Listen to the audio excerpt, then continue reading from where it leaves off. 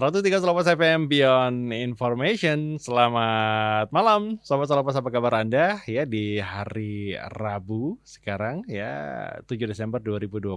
Wah, ini cuacanya udah mulai dingin nih, pertanda mungkin nanti malam akan hujan. Tapi kalau misalnya hujan gini Sobat Selapas, apakah Anda udah mengecek belum nih ya kondisi sanitasi di rumah Anda, termasuk juga mungkin adanya tempat-tempat atau wadah yang secara tidak sengaja barangkali tergeletak di belakang rumah Anda atau di halaman rumah Anda yang mana itu bisa menampung air hujan. Wah, ya kalau sampai Anda nggak tahu ternyata di situ ada bekas periuk. Wah, periuknya zaman apa dulu ya? Mungkin ada nampan atau ada baskom yang nggak sengaja Anda taruh ya, itu bisa menampung air hujan. Hati-hati, jadi timbul jentik nyamuk dan bisa menyebabkan beredarnya nyamuk berdarah ya, nyamuk berdarah, nyamuk demam berdarah di tempat Anda. Baik, malam hari ini Sobat Salopos, Anda mendengarkan bincang kesehatan ya, seperti biasa setiap hari Rabu ini ada kerjasama Salopos FM dengan RSUD Ibu Fatmawati Soekarno. Dan malam hari ini sudah ada Dr. Prahasya MSc SPPD spesialis penyakit dalam dari RSUD Ibu Fatmawati Soekarno. Selamat malam, Dok. Selamat malam Mas Panji. Apa kabar, Dok? Alhamdulillah sehat-sehat. Kayaknya lari ya dari rumah ke sini ya. Karena deket banget rumahnya katanya. Cuma di seberang jalan aja ya. Iya, betul. Baik, Sobat Salopas, malam hari ini kita akan ngobrol tentang demam berdarah dengue ya. Ini satu penyakit yang selalu diwaspadai saat musim hujan ya. Dari zaman dulu saya masih kecil sampai zaman sekarang saya punya anak kecil, selalu yang namanya demam berdarah itu menjadi momok dikala musim hujan datang ya. Nah, kita akan banyak ngobrol tentang demam berdarah. Anda bisa bertanya kalau mungkin Anda punya pengalaman atau Anda punya suatu hal yang Anda anggap itu mitos, mau di cross check langsung dengan ahlinya, boleh silakan. Anda bisa bergabung di WhatsApp 081 226 103 103. Oke. Dr. Prahasya MSc SPPD, spesialis penyakit dalam ya. Dok, kalau demam berdarah, saya punya riwayat, Dok. Dari kecil saya pertama kali kena demam berdarah itu 4 SD. Memang katanya waktu itu anak-anak seangkatan saya banyak yang kena gitu. Yeah. Mungkin jatahnya saya waktu itu. Itu saya kelas 4 SD, kemudian saya lulus SMA, mau masuk perguruan tinggi, dan yang terakhir itu saya udah semester 4 kalau nggak salah. Jadi saya udah 3 kali kena demam berdarah, Dok. Ada reward nggak, Dok, atau piagam gitu? Piring cantik mungkin, Mas. Tapi memang demam berdarah itu berarti menggambarkan saya SD, kemudian saya lulus SMA, dan kemudian saya kuliah semester 4. Berarti nggak hanya anak-anak ya, Dok ya? Sampai orang dewasa pun ada ya? Iya, jadi memang untuk usia yang bisa terkena demam berdarah itu memang sejak dari usia anak-anak sampai usia dewasa. Tapi mungkin kalau sudah sampai usia lanjut itu agak jarang ya, tapi tetap masih ada, mungkin masih ada juga gitu. Jadi bisa mengenai semua dan siapa saja gitu. Jadi memang perlu kewaspadaan dan awareness yang tinggi untuk penyakit ini. Memang penyakit ini kalau diberitakan kalau yang ringan ya ringan, tetapi kalau yang kemudian kondisi yang lebih berat juga berat dan bisa berbahaya sampai bahkan menimbulkan kematian. Terus tadi Mas Panji bilang saya tuh udah 3 kali, Dok, kena demam berdarah gitu ya. Nah, itu kok bisa terulang-ulang seperti itu kan? Tadi kelas 4 SD, kemudian SMA, terus kuliah semester berapa tadi kena juga kan ya. Nah, itu memang jadi demam berdarah itu kan sebetulnya penyakit virus ya. Jadi yang infeksi tubuh kita itu virus. Jadi yang dibawa oleh nyamuk. Nyamuknya itu namanya kalau bahasa kedokterannya itu jenisnya nyamuk Aedes aegypti sama Aedes albopictus. Jadi itu jenis nyamuk yang membawa virus demam berdarah tersebut. Atau namanya bagus tapi jahat ya, Dok ya. Dia itu nama kita biasa. Iya, dia itu memang membawa itu, Pak. Artinya membawa virus itu gitu. Nah, kemudian kok bisa kena berulang-ulang ya, Dok? Itu salah satunya juga karena kan memang diketahui sampai saat ini itu ada 4 jenis virus dengue. Jadi ada namanya DEN 1, 2, DEN 3, dan DEN 4. Jadi memang yang paling banyak itu DEN 3. Kenapa bisa terkena itu? Memang biasanya beda-beda yang kena. Mungkin waktu awal yang pertama kena yang DEN 1 misalnya. Yang kedua mungkin kena yang DEN 3, yang keempat kena DEN 4 juga bisa. Atau memang biasanya kalau udah kena itu kan punya kekebalan lah mungkin, tapi kan kekebalannya ya satu itu. Kalau kena yang jenis yang pertama ya kekebalan yang pertama, tapi yang kedua, ketiga. Nah, jadi mungkin bisa berulang-ulang juga gitu. Oke, jadi untuk gambaran sedikit tentang penyakit demam berdarah dengue ini yang disebabkan oleh virus, jadi yang dibawa oleh nyamuk gitu. Karena ada penyakit-penyakit lain yang serupa ya, dengan demam berdarah ya dibawa oleh nyamuk juga, yang mungkin sudah pernah mungkin pendengar pernah dengar juga itu penyakit malaria. Seperti itu juga sama. Yang dibawa penyakitnya itu yang virusnya itu kalau di malaria itu namanya plasmodium, itu parasit ya. Itu yang dibawa oleh nyamuk, nyamuknya Anopheles. Jadi sama, jadi penyakit zoonosis, jadi penyakit yang dibawa oleh hewan seperti itu. Seperti itu. Jadi dan memang kalau demam berdarah itu memang tidak semua wilayah di dunia ini kena. Jadi memang karena ya tadi nyamuk itu kan hidupnya hanya bisa di daerah-daerah yang tropis, makanya demam berdarah itu di seluruh dunia ini memang dikenal di daerah-daerah tropis gitu. Jadi di Indonesia ini sudah semuanya. Kalau Indonesia kan sejak dari ujung Sabang sampai Merauke semua daerah tropis gitu. Iya, baik. Jadi memang mau nggak mau ya pasti kita akan menghadapi suatu kondisi lingkungan di mana disitulah akan bisa menebak nyamuk-nyamuk. Nah, berarti kan sekarang paling tidak kita bisa melakukan pencegahan, Dok ya. Tapi sebelum sampai ke situ, sebenarnya ini apakah mutlak karena nyamuk semata, Dok, ataukah ada selain nyamuk? Kan kalau nggak salah kan gitu, nyamuk gigit dia bawa ke dalam tubuhnya dia atau kemudian menularkan ke orang lain, ataukah ada faktor lain, Dok, selain nyamuk misalnya? Kalau sejauh ini kan kenapa alur proses hidup dari virus itu kan diketahui memang dia hidupnya itu untuk berkembang biaknya di dalam nyamuk itu. Virusnya itu iya dalam nyamuk. Di dalam nyamuk itu. Jadi dia berkembang biak di situ. Lah ketika nyamuk itu tadi, jadi kan gini setelah untuk proses pengurannya itu Mas. Jadi pasien nyamuk itu di dalamnya terdapat menggigit atau orang yang terinfeksi itu digigit sama nyamuknya itu tadi, kemudian tadi namanya gamet atau apa ya, sel telurnya tadi itu berkembang biak di dalam tubuh nyamuk itu dalam waktu tertentu. Kemudian dia nanti akan menggigit orang lain lagi. Lah disitulah nanti orang tersebut yang tergigit itu bisa terinfeksi oleh virusnya itu. Jadi sebenarnya ini penyakit menular bukan sih, Dok? Menular. Jadi menular bukan dalam arti orang ke orang ya, tetapi menularnya itu ya dibawa oleh si nyamuk tadi itu gitu. Jadi tidak menular dalam arti kalau kita kayak kemarin COVID itu kan menular kita dekat, makanya harus jaga jarak seperti itu. Kalau demam berdarah itu menularnya enggak seperti itu. Jadi menularnya di bawah nyamuk itu. Makanya yang dikendalikan dalam penata laksana adalah tadi mengendalikan si nyamuk itu supaya tidak bisa hidup gitu. Oke, bisa ketahuan nggak sih, Dok, ciri-cirinya nyamuk? Karena gini, saya nih gara-gara udah 3 kali kena gitu ya, saya jadi parno. Jadi ketika pagi anak saya tidur misalnya, wah ada nyamuk, jangan demam berdarah nih gitu. Itu bisa ketahuan nggak sih, Dok, ciri nyamuk demam berdarah? Ya memang kalau kalau dilihat sepintas itu sebenarnya biasanya ya memang susah ya untuk melihatnya karena nyamuk itu sudah kecil ukurannya ya, dan kita kan memastikan itu kan juga harus dengan pasti ya. Kalau yang sepintas gitu mungkin bisa dilihat biasanya warnanya itu memang hitam putih di bagian badan atau ekor gitu. Itu cara umum aja sih gitu. Tapi tidak bisa kita pastikan juga gitu. Tapi yang jelas ya di negara kita ini ya pasti banyak nyamuk seperti itu. Tapi ada yang bilang katanya, Dok, kalau tidur pagi anak kecil sebenarnya jangan tidur pagi karena itu tadi nyamuk demam berdarah. Emang ada waktunya, Dok, kapan nyamuk itu muncul? Nah, itu memang siklusnya ya, Mas. Kadang itu dia siklusnya dia kan siklus artinya itu siklus dia hidup dari siklus dari nyamuk itu. Ya memang bisa memang pagi aja memang begitu di pagi hari gitu biasanya sekitar gitu. Tapi ya enggak mesti juga karena memang namanya kita tuh melihat suatu kondisi penyakit itu kan memang ya kebanyakan segitu, tapi nggak harus 100% di jam segitu tuh ya enggak. Mungkin bisa saja di tempat karena siklusnya memang kebanyakan di sekitar jam-jam tersebut gitu. Oke. Baik, kita akan break dulu Sobat Salopas. Anda bisa bergabung ya untuk menanyakan tentang topik kita malam hari ini, demam berdarah dengue. Bisa WhatsApp di 081 226 103 103. Nanti akan kita bahas mengenai gejala yang sering nampak ya, Dok ya. Kemudian juga faktor apa saja, mungkin ada faktor risiko penyakit dari DBD setelah pesan-pesan berikut ini. Tetap di Bincang Kesehatan.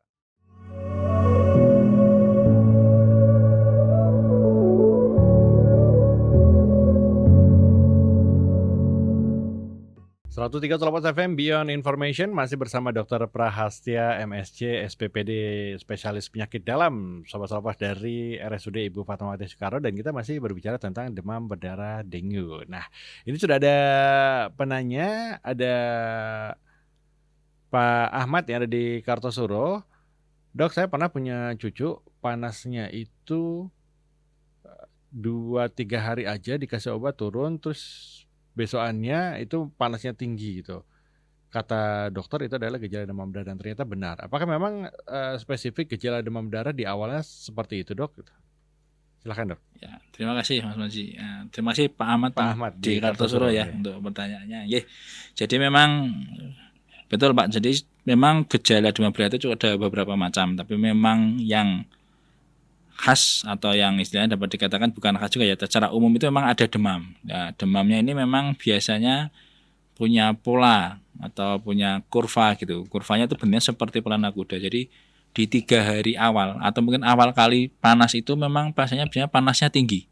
Jadi panasnya tinggi bisa mencapai 40 derajat Celcius. Nah itu bisa di hari pertama sampai hari ketiga. Kemudian nanti setelah hari ke-4, ke-5 sampai ke-6 itu panasnya sudah turun. Nah tetapi dengan panas yang turun itu juga harus waspada karena demam berdarah itu memiliki fase kritis atau fase ya kalau mungkin kalau istilah orang awam ya ngedropnya itu kondisi itu di hari ke-5 dan ke-6. Nah, nanti setelah hari ke-7 itu biasanya sudah recovery atau sudah menunjukkan perbaikan biasanya seperti itu. Jadi memang di awal itu memang panasnya tinggi. Jadi biasanya pasien itu ingat biasanya ya. Jadi pasien itu ingat. Jadi mungkin tadi kalau anak-anak habis berangkat sekolah itu dia biasa nggak ada keluhan apa-apa. Tiba-tiba pulang sekolah tahu-tahu badannya panas tinggi sampai menggigil. Nah, itu bisa menjadi salah satu gejala demam berdarah. Nah, tetapi tetap saya ulangi lagi bahwa perlu diperhatikan. Nah, ketika hari ke-4, ke-5 yang fase kritis ini malah pasien sudah nggak panas, tetapi itu malah perlu perhatian yang lebih-lebih lagi karena itu sudah memasuki fase-fase kritis. Ya, itu yang perlu yang perlu diperhatikan ya. Jadi itu yang harus diawasi. Jadi fase-fase kritis itu malah sangat-sangat lebih berbahaya juga itu seperti itu.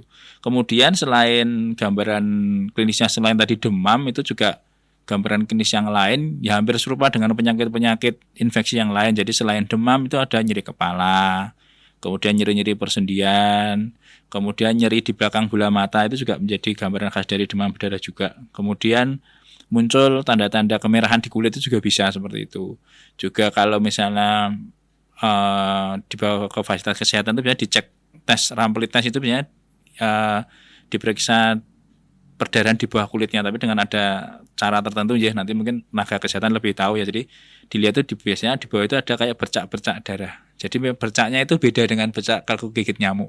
Jadi kalau gigit nyamuk itu kan kalau diraba gitu masih terasa ada benjolan, nah bentol gitu. Kalau ini tuh enggak rata, cuman dia itu titiknya lebih kecil lagi. Jadi yang kulit tangan suka direnggangin gitu, Dok? Yang kelihatan titik-titik merah gitu. Ya kadang kalau yang ada badannya spontan gitu ya dia akan kelihatan sendiri. Kalau di rampli tes itu diprovokasi ya. Jadi memang seperti ditensi itu terus nanti ditahan dulu. Nanti sekitar 5-10 menit nanti dilihat ada perdarahan seperti itu.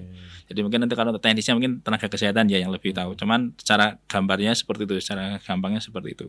Jadi memang gejala-gejala tadi ya nyeri perut itu juga bisa, kemudian mual muntah. Jadi hampir sama dengan penyakit-penyakit infeksi yang lainnya. Sehingga makanya karena memang istilahnya kalau di kita itu di ilmu medis namanya differential diagnosis atau gejala-gejala yang menyerupai dengan penyakit lain.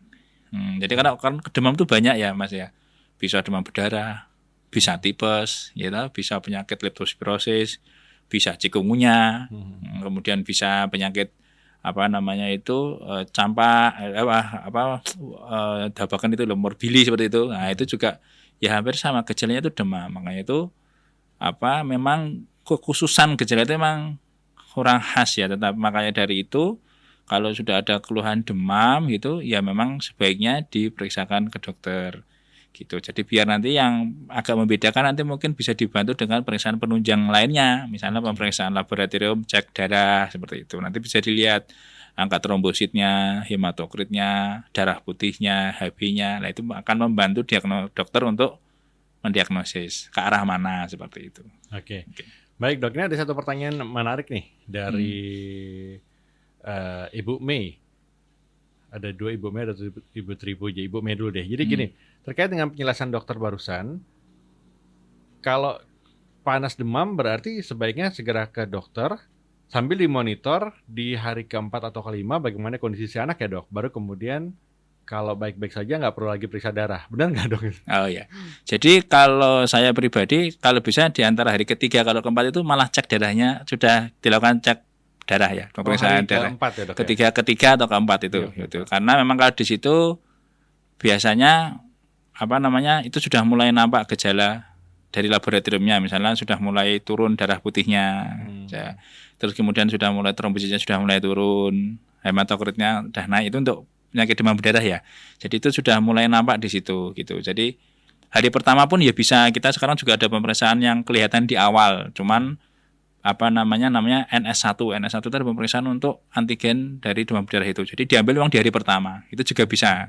Cuman kadang kalau hari pertama itu kita masih terlalu banyak pemikiran ini demamnya kira-kira apa gitu. Kadang kita belum bisa mengerucutkan gitu. Tapi kalau dari ketiga atau keempat itu baiknya tetap dicek. Nah, tetap dicek. Jangan walaupun kondisinya udah nggak panas, apalagi kalau udah nggak panas dan pasiennya itu kok tambah lemes. Nah, itu malah perlu waspada. Jadi malah harus dicek gitu. Oke, jadi di hari pertama kedua demam diperiksain ke dokter, dikasih obat penurun panas, kemudian turun panasnya. Dia lagi kondisi si pasien ya dok ya, apakah lemes ataukah normal? Kalau lemes udah tanda tanya, kita harus segera periksa lab. Tapi kalau kondisi hari ketiganya, kayaknya baik-baik aja. Hari keempat kalau saya pribadi, karena namanya kita mengurangi resiko terjadinya, istilahnya kayak kita jangan sampai kita kecolongan lah. Jadi gitu. sebaiknya tetap ambil aja. Karena baik. Kan memang ya daripada nggak seberapa kita cek darah, tapi kan insya Allah kan bisa lebih safe gitu untuk pasien gitu. Kalau saya pribadi saya lebih nyarankan untuk dicek aja. Nah, gitu. Sobat Salopos ini perlu digarisbawahi kalau menurut saya pribadi dok. Ketika anak panas hari pertama kedua periksa ke dokter kasih obat penurun panas, kita katakan sembuh. Sebaiknya tetap cek ya. Ya, apalagi sekarang lagi musim hujan gini ya, gitu. Baik. Oke, selanjutnya dok, kalau misalnya kita lihat secara klinisnya kelihatan jangan gejala demam nih. Ada nggak sih dok pertolongan pertama oleh orang tua di rumah sebelum kita bawa ke vaskes dok? Oke, ya. Jadi kan gini, jadi yang namanya demam berdarah itu kan yang menyebabkan kesakitan dan sampai kematian itu intinya adalah adanya kebocoran plasma. Kebocoran plasma itu jadi pembuluh darahnya itu, itu jadi lapisan pembuluh darah itu mengalami kerusakan. Kenapa kok rusak? Yaitu memang dipengaruhi oleh toksin atau racun dari virusnya itu. Sehingga harusnya cairan tubuh atau darah itu berada di dalam pembuluh darah, itu dia akan keluar dari pembuluh darah. Nah, sehingga pasien akan mengalami kekurangan cairan di dalam pembuluh darahnya. Nah, itu yang menyebabkan pasien itu shock. Shock itu artinya jadi pembuluh darahnya itu cairan atau darahnya itu kurang. Nah, jadi ya memang pertama harus rehidrasi. Jadi diberikan kecukupan untuk makan dan minum. Nah, jadi makan dan minum itu ya memang agak sulit ya, namanya orang baru sakit itu suruh makan ya pasti rasanya enggak enak ya toh. Terus untuk minum juga kadang anak-anak gitu kadang ya ogah-ogahan dia, enggak seperti biasanya. Tetapi memang minumnya juga saya sarankan memang air putih boleh, cuman lebih baiknya itu kan air putih itu kan tidak hanya air putih saja ya, tidak ada zat-zat seperti vitaminnya, nutrisi yang lainnya, kemudian mineral dan zat-zat elektrolit yang lain itu kan tidak ada. Itu memang disarankan memang ya minum-minum ya misalnya seperti air jus gitu boleh. Kemudian kalau minum teh dikasih gula, garam atau apa itu ya enggak apa-apa. Jadi yang penting si pasien itu tetap mau dikasih makan dan minum. Jadi pertama-pertamanya seperti itu. Selain obat-obatnya, sebetulnya obat-obat yang diberikan untuk demam berdarah itu intinya adalah cairan, Mas. Di rumah sakit pun pengobatan utamanya itu kalau tanpa komplikasi itu juga cairan aja sebetulnya. Saya sampai 15 dok, infus loh. Nah, iya, makanya infus ya. Itu kan memang cairan. Infus itu kan kalau kita di rumah sakit kan kita dapat cairan infus itu. Nah, seperti itu. Jadi sama, cuman bedanya kan di rumah kita cuman pakai minum per oral gitu, makan minum, tapi di rumah sakit kan dibantu pakai cairan. Obat utamanya memang itu. Ya, kalau obat-obat lain silakan, misalnya kalau untuk obat pusingnya, demamnya kan bisa dikasih obat-obat yang simpel kayak paracetamol gitu kan bisa diberikan di rumah gitu. Nyambung nih, yang tadi dokter sarankan kan minumnya jus gitu ya. Ini ada Ibu Tripuji yang menanyakan, Apakah dibenarkan jus jambu kluthuk itu menolong meningkatkan trombosit darah gitu? Ya memang bisa, berarti jusnya itu sudah nggak ada khususan apa. Memang kan ada beberapa itu memang seperti jus jambu itu memang ya monggo nggak apa-apa bisa diberikan. Asalkan pasiennya kalau minum jus itu perutnya nyaman ya, tidak membuat malah sakit pasiennya karena minum. Kadang kan ada ya perut-perut yang sensitif itu kan kalau kena makanan yang asam atau apa namanya pedas gitu kan terus sensitif. Ya apa-apa. Kalau jus ya boleh kalau misalnya mau jus jus jambu itu boleh enggak apa-apa. Kalau meningkatkan trombosit sendiri sebetulnya itu kan fasenya ya Mas. Jadi memang demam berdarah itu fasenya itu memang trombosit itu kalau murni penyakitnya demam berdarah itu biasanya sampai hari ke-6 dia akan turun fasenya itu. Nanti baru setelah hari ke-7 dia mulai naik recovery gitu. Jadi itu memang fasenya. Boleh sih dikasih jus apa aja ya monggo sih. Misalnya jus jambu boleh, jus apel boleh, tapi nggak masalah. Yang penting cairannya masuk. Oke, Gitu. baik. Ada satu yang menarik nanti kenapa kok demam berdarah bisa sampai menyebabkan kematian sedangkan tadi dokter bilang fase ke-7 biasanya recovery. Jangan kemana-mana. Anda penasaran? Tetap di Bincang Kesehatan.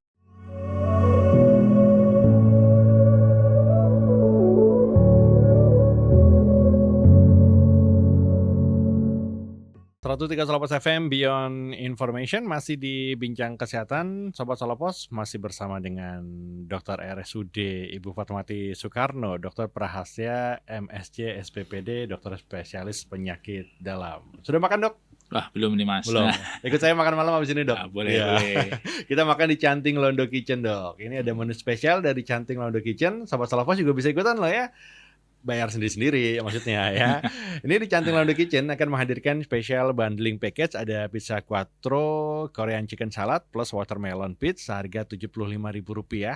Ada juga menu dori telur asin plus watermelon pizza seharga Rp75.000. Selain itu, kalau Anda makan di sana menghabiskan minimal Rp500.000, Anda akan mendapatkan lagi free voucher Rp50.000 yang berlaku untuk Kansam di Canting Londo Kitchen.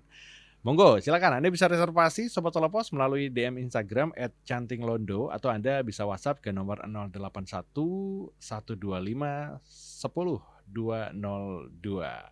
Baik, Dok, ini melanjutkan lagi obrolan kita mengenai demam berdarah dengue. Sobat Solopos juga bisa bertanya ya di WhatsApp 081 226 103 103 seperti tadi ada Ibu Mei dan juga Ibu Tripuji yang sudah bergabung.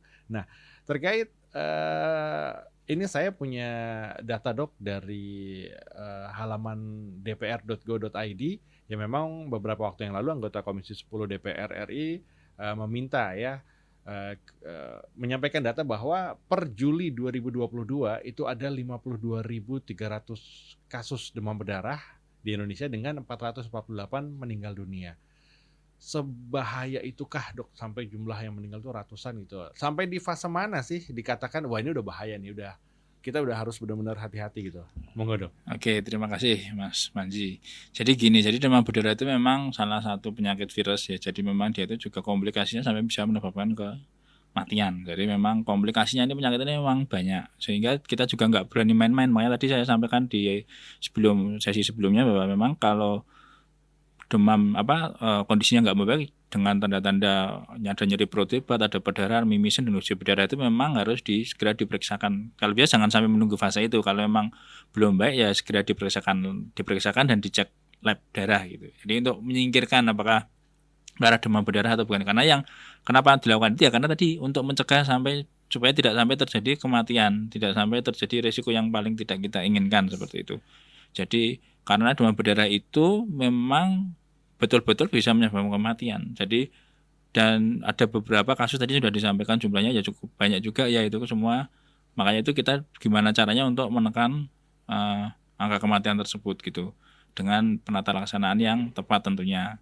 Jadi kenapa demam berdarah itu bisa sampai menyebabkan kematian itu memang yang paling sering adalah namanya komplikasi itu namanya dengue shock syndrome. Jadi yang seperti saya sampaikan juga di sesi sebelumnya, jadi demam berdarah itu kan memang merusak pembuluh darah. Jadi pembuluh darah itu dirusak sehingga cairan yang ada di dalam tubuh atau darah itu keluar sehingga di dalam pembuluh darahnya itu kosong, nggak ada cairannya. Nah, itu yang tadi yang menyebabkan jadi sehingga jantung itu nggak ada yang dipompa gitu. Kalau nggak ditangani, tidak diberikan infus, tidak diberikan minum, makan yang cukup ya itu kan akan lama-lama kan habis. Ya, seperti itu. Jadi bakal menyebabkan kebocoran plasma istilahnya. Dan selain itu bisa selain komplikasi yang dengue shock syndrome tadi itu terjadi shock, jadi tensinya turun, tandanya akralnya dingin. Akral itu apa ya istilahnya, kayak kalau di ekstremitas di tangan kakinya tuh dingin gitu, itu ya itu perlu waspada juga seperti itu. Selain dari shock tadi, shock di sini yang dimaksud tidak ada tensinya turun, nadinya cepat, itu yang menjadi komplikasi sehingga dapat menyebabkan kematian. Selain itu, penyakit demam berdarah juga yang menyebabkan kematian juga biasanya disebabkan karena perdarahan. Nah, perdarahan ini memang macam-macam, ada yang perdarahan ringan seperti mimisan, ada gusi berdarah seperti itu, sampai perdarahan yang berat seperti perdarahan dari saluran pencernaan, sampai muntah darah, kemudian berak hitam, atau ada yang komplikasinya berat juga adalah gangguan di otak seperti perdarahan otak ataupun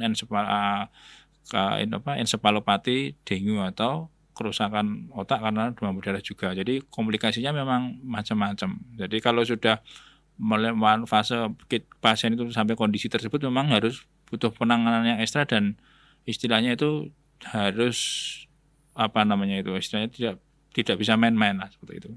Jadi makanya ya kita berharapnya tidak sampai terjadi fase seperti itu gitu. Jadi memang makanya dari awal disampaikan yang penting demam berdarah itu aware. Demam berdarah itu seperti tsunami itu kalau kita ibaratkan ya. Jadi awalnya itu ada kayak gempa-gempa gitu, tahu-tahu waktu itu kalau sudah dapatnya yang tsunami-nya besar ya bisa sampai menggulung sampai ke daratan, nah seperti itu. Lah itu memang kalau yang dapat yang ringan ya seperti ringan aja, tapi kalau pas dapatnya yang berat ya bisa membahayakan, seperti itu, sangat-sangat berbahaya. Oke. Gitu. Baik, Dok, apakah memungkinkan adanya donor plasma untuk penderita DB, Dok? Kalau donor plasma itu untuk saat ini dalam penata laksanaan dari WHO itu saat ini belum diberikan ya Mas, belum ada guideline-nya. Kalau untuk transfusi itu diberikan misalnya tadi ada perdarahan seperti muntah darah yang tadi saya sampaikan, muntah darah itu kan perdarahnya banyak, itu nanti dokter akan menilai itu perlu diberikan transfusi darah merah, whole blood atau darah merah apa enggak. Ada indikasi juga mungkin transfusi trombosit juga nanti dokternya yang menentukan, tapi ada indikasi. Tapi yang saya tahu untuk plasma itu kok saat ini ya belum diberikan ya, mohon koreksinya kalau, tapi sepertinya kok yang saya baca dari guideline dari WHO itu tidak diberikan plasma itu. Oke, Dok, penyakit demam berdarah kan tadi dokter bilang kalau emang lagi kena yang ringannya ya tibanya jatuhnya ringan demam berdarahnya. Kalau lagi apes-apesnya yang lagi berat ya kena berat. Nah, kembali ke kondisi saya, Dok, waktu kecil dulu. Saya penyakitnya bersamaan tuh. Saya dikeroyok. Ada MAH, ada demam berdarah, ada tipes, dan itu mengakibatkan saya dirawat di rumah sakit kalau nggak salah sampai 5 atau 7 hari, mungkin 7 hari Dok waktu itu. Apakah itu penyakit yang disertai oleh penyakit yang lainnya itu memperburuk kondisi si pasien, ataukah sebenarnya mau cuma DB doang atau dikeroyok sama penyakit lain sama aja gitu? Gimana, Dok? Ya, otomatis kalau kita bicara seperti itu memang yang jelas pertama dari penyakitnya dulu Mas, karena penyakit itu tadi yang demam berdarahnya dulu maksudnya. Demam berdarahnya dulu itu memang tergantung jenis kelompok virusnya tadi juga berpengaruh. Itu juga bisa. Terus dari pengaruh dari ketahanan tubuh si pasien itu. Otomatis kalau dengan kondisi penyakit yang lebih banyak ya pasti otomatis secara umum ya dia pasti akan lebih buruk ya, kondisinya lebih berat, karena kan istilahnya lawan satu musuh aja dia udah berat tubuh kita melawan gitu loh, apalagi ditambah dengan penyakit-penyakit yang lain, otomatis dia lebih berat dalam kondisi-kondisi tertentu. Misalnya pada ibu hamil itu juga pasti kan dia juga akan lebih berat, misalnya demam berdarah terus hamil gitu kan juga pasti kan beda dengan yang tidak hamil seperti itu. Terus kemudian yang ada penyakit-penyakit misalnya hipertensi, obesitas itu juga kan pasti akan lebih berat kondisinya gitu. Jadi memang ya kalau lebih banyak musuhnya ya pasti lebih berat buat tubuh kita untuk melawan musuhnya tersebut gitu. Dok, sepengalaman dokter banyak nggak sih Dok bayi yang kena demam berdarah? Maaf ya karena ini mungkin ya kan saya dokter penyakit dalam ya, kita nangannya kan usia dari 18. Mungkin kalau untuk prevalensi bayi gitu mungkin bisa sama ke spesialis anak ya gitu. Jadi saya takut jawab juga sih kalau nggak pas nanti gitu. Baik, Sobat Selamat, nanti kita masih ada satu sesi lagi. Untuk ada yang bertanya boleh di WhatsApp 081 226 1313. Kita akan segera kembali.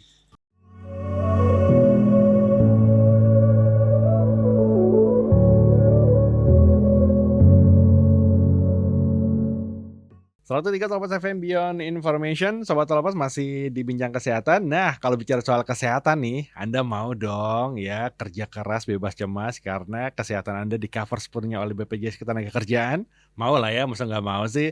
Ini ada 3 program yang bisa Sobat Telepas dapatkan nih ya, berupa jaminan kesehatan kerja, jaminan hari tua, dan juga jaminan kematian. Dan kalau seandainya Sobat mengalami kecelakaan saat bekerja, ada bantuan perawatan tanpa batas biaya, dan santunan sementara tidak bekerja selama 1 tahun sebesar 100% sesuai dengan gaji yang dilaporkan. Nah, untuk info lengkap Anda bisa hubungi kantor cabang BPJS Ketenagakerjaan terdekat atau bisa download Jam Sostek Mobile di App Store dan juga Play Store. Anda juga bisa melalui agen perisai, kantor pos, agen BNI 46, agen Briling, dan juga agen kerjasama lainnya. Ayo, don daftar saiki ya. Pokoknya pasti aman, pasti cair, pasti tenang. Perlindungan pekerja sejahtera BPJS Ketenagakerjaan. Baik, Dokter Prahastya, benar ya dok ya? Ya. Dokter Prahastya, MSc, SPPD, dokter spesialis penyakit dalam. Ini adalah sesi terakhir dok terkait dengan demam berdarah dengue. Mungkin coba saya cek di WhatsApp. Oke, sudah selesai. Kesimpulannya dok, mungkin yang harus menjadi perhatian Sobat Salopos untuk mencegah lah ya, katakanlah mencegah supaya tidak terkena DB. Kalaupun nanti terkena, apa yang harus segera dilakukan terkait dengan vaskes? Oh ya, jadi terima kasih Mas Manji untuk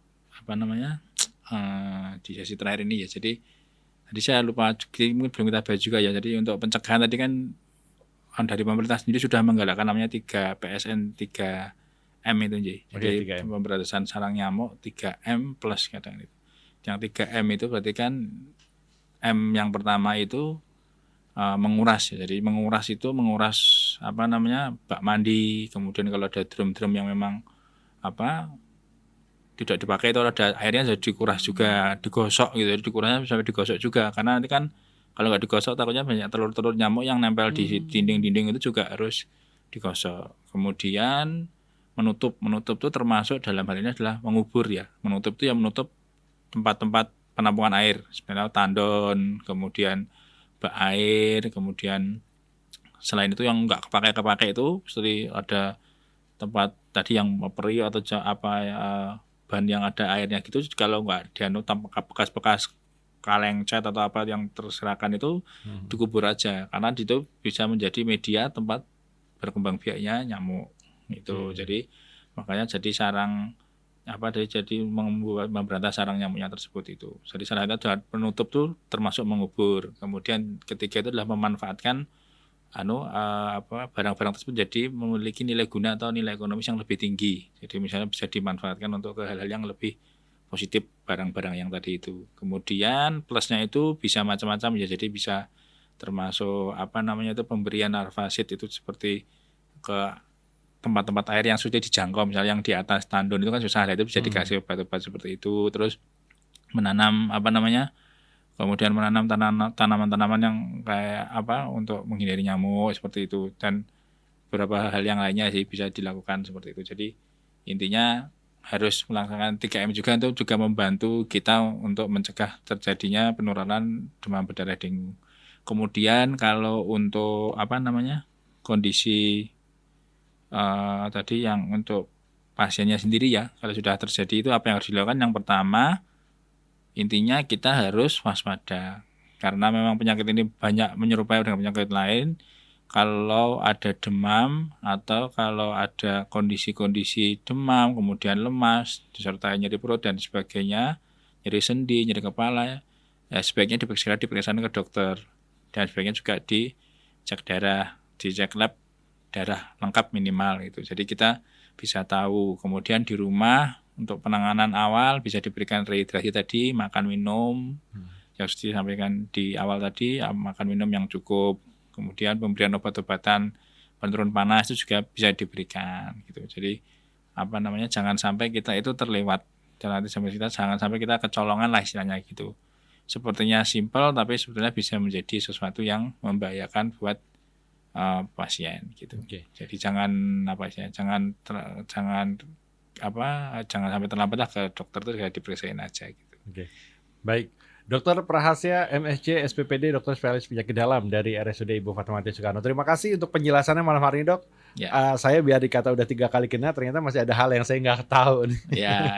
Baik, matur nuwun. Oke, Baik, sama-sama. sobat-sobat terima kasih untuk Anda yang sudah bergabung malam hari ini, dan jangan lupa sobat masih bisa mendengarkan Selapas FM nanti selepas Kilas Peristiwa pukul 21 akan ada Heru Cahyono di Selakta Malam dengan lagu tahun 80 dan juga 90-an. Sekali lagi terima kasih Dr. Prahastya, MSc, SPPD, Dokter Spesialis Penyakit Dalam. Saya Wahyu Panji sekalian pamit sobat Salopos. Terima kasih. Terus dengarkan Selapas FM News Radio with Smart Listeners. Selamat malam.